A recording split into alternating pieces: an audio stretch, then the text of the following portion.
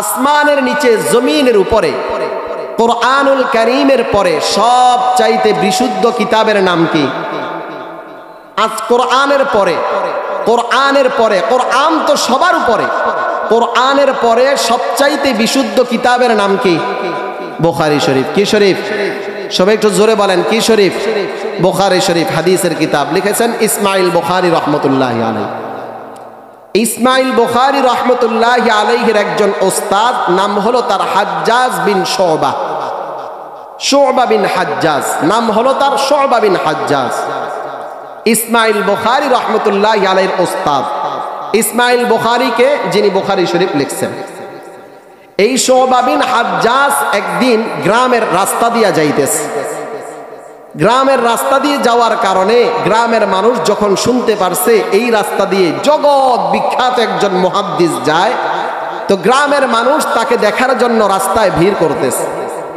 আজকে যদি খবর পান আপনাদের এই রাস্তা দিয়ে আগামীকাল সকালে মিজানুর রহমান আজহারি সাহেব যাবেন, এই গ্রামের মানুষ তাকে এক নজর দেখার জন্য ভিড় করবে কি করবে না?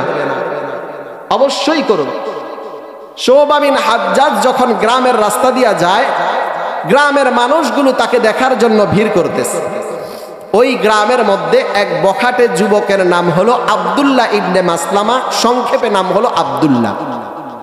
এই আব্দুল্লাহ ইবনে মাসলামা যখন শুনলো যে গ্রামের রাস্তা দিয়া শুবা বিন হাজ্জাজ যায়, মানুষ শুবা বিন হাজ্জাজকে দেখার জন্য ভিড় করতেছে, তো আব্দুল্লাহ ইবনে মাসলামাও শুবা বিন হাজ্জাজকে দেখার জন্য গেছে। আব্দুল্লাহ ইবনে মাসলামা যাইয়া শুবা বিন হাজ্জাজের ঘোড়ার লাগাম ধরে ফেলছে। শুবা বিন হাজ্জাজ যে ঘোড়ায় করে যায়, এই ঘোড়ার লাগাম ধরে ফেলছে। শুবা বিন হাজ্জাজ আব্দুল্লাহ ইবনে মাসলামাকে ডাক দিয়া বলে, ও আব্দুল্লাহ, আমার ঘোড়ার লাগামটা ছেড়ে দাও, ছেড়ে দাও, আমাকে অনেক দূরে যেতে হবে, আমার ঘোড়ার লাগামটা ছেড়ে দাও। আব্দুল্লাহ ইবনে মাসলামা ডাক দিয়া বলে, শুবা, আমি শুনেছি তুমি একজন জগৎ বিখ্যাত মুহাদ্দিস, তোমার কাছে নবীর হাজার হাজার লক্ষ লক্ষ হাদিস রয়েছে। ও শুবা, তোমার কাছে যদি টাকা পয়সা থাকতো আমি তোমার কাছ থেকে টাকা পয়সা ছিনতাই করতাম। শুবা রে, তোমার সাথে যদি কোনো সুন্দরী নারী থাকতো আমি সেই সুন্দরী নারীকে উত্ত্যক্ত করতাম, ডিস্টার্ব করতাম। কিন্তু শুবা, আমি শুনেছি তোমার কাছে টাকা পয়সাও নাই, তোমার সাথে সুন্দরী নারীও নাই, তোমার কাছে নবীর লক্ষ লক্ষ হাদিস আছে। শুবা রে, আমাকে নবীর একটা হাদিস শোনাও, আমি তোমার ঘোড়ার লাগাম ছেড়ে দিব। বলেন না সুবহানাল্লাহ।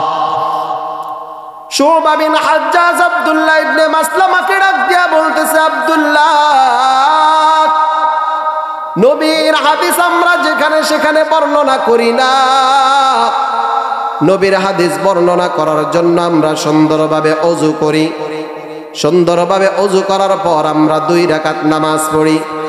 2 রাকাত নামাজ পড়িয়া তারপর আমরা ধ্যানে বসে অনেকক্ষণ চিন্তা ভাবনা করি, তারপর আমরা নবীর হাদিস বর্ণনা করি।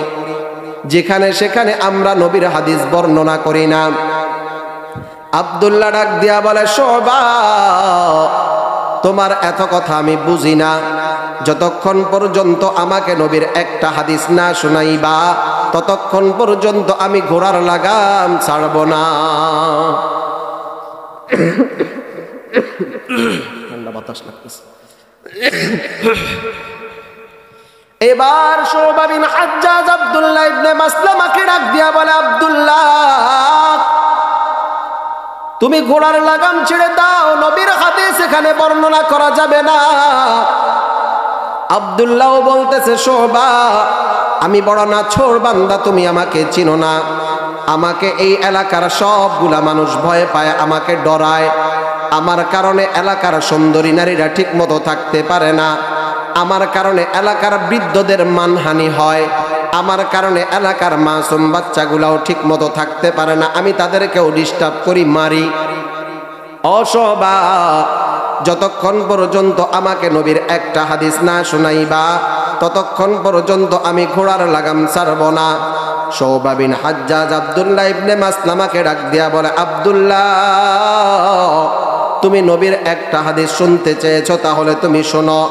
قال رسول الله صلى الله عليه وسلم إذا لم تستحي فاصنع ما شئت।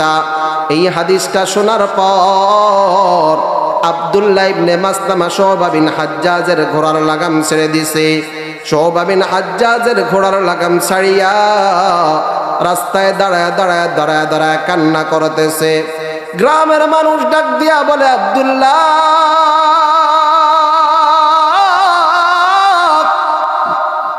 তোমাকে কি শুবা মেরেছে? আব্দুল্লাহ বলে, না না, আমাকে শুবা মারে নাই। তোমাকে কি শুবা গালি দিয়েছে? বলে, না না, আমাকে শুবা গালি দেয় নাই। তাহলে তুমি রাস্তায় দাঁড়ায় দাঁড়ায় দাঁড়ায় দাঁড়ায় কান্না করতেছো কেন? আব্দুল্লাহ ইবনে মাসলামা ডাক দিয়া বলে, শোনো, শুবা বিন হাজ্জাজ আমাকে নবীর একটা হাদিস শোনাইছে।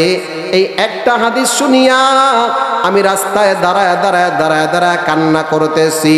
একটু আওয়াজ করে বলেন না সুবহানাল্লাহ। এবার গ্রামের মানুষ ডাক দিয়া বলে, আব্দুল্লাহ, তোমাকে শুবা এমন কি হাদিস শুনাইলো যেই হাদিস শুনিয়া তুমি রাস্তায় দাঁড়ায় দাঁড়ায় কান্না করতেছো? যেই হাদিস শুনিয়া তুমি রাস্তার মধ্যে দাঁড়ায় আছো? আব্দুল্লাহ ইবনে মাসলামা বলে, ও গ্রামের মানুষেরা, শোনো, আমি সারা জীবন মানুষকে কত কষ্ট দিয়েছি। আমি সারা জীবন তোমাদেরকে কত কষ্ট দিয়েছি। আমি সারা জীবন তোমাদেরকে কত বিরক্ত করেছি। আমার যখন যা মন চাইতো আমি তাই করেছি। আমার যখন মন চেয়েছে আমি গ্রামের মহিলাদেরকে ডিস্টার্ব করেছি। আমার যখন মন চেয়েছে আমি গ্রামের বৃদ্ধদের সাথে বেয়াদবি করেছি। আমার যখন মন চেয়েছে আমি গ্রামের শিশু বাচ্চাদেরকে মেরেছি। আজকে আমি শুনলাম আমার নবী নাকি হাদিসের মধ্যে বলেছেন, ও আমার উম্মতেরা, ইদা লাম তাস্তাহয়ি ফাসনা মা শি'তা। যখন তোমার লজ্জা চলে যায় তখন তুমি যা ইচ্ছা তাই করতে পারো। যখন তোমার লজ্জা চলে যায় তখন তুমি নামাজ ছাড়তে পারো। যখন তোমার লজ্জা চলে যায় তখন তুমি রোজা না রাখতেও পারো। যখন তোমার লজ্জা চলে যায় তখন তুমি যা ইচ্ছা তাই করতে পারো। আব্দুল্লাহ ইবনে মাসলামা ডাক দিয়া বলে, গ্রামের মানুষ শোনো, আজকে আমি শুবা বিন হাজ্জাজের কাছ থেকে শুনেছি আমার লজ্জা নাই, এই জন্য আমি যা ইচ্ছা তাই করেছি। তবে আজকে থেকে আমি ওয়াদা করলাম জীবনে আর কোনোদিন আমার আল্লাহর নাফরমানি করব না। একটু জবান খুলে বলেন না সুবহানাল্লাহ।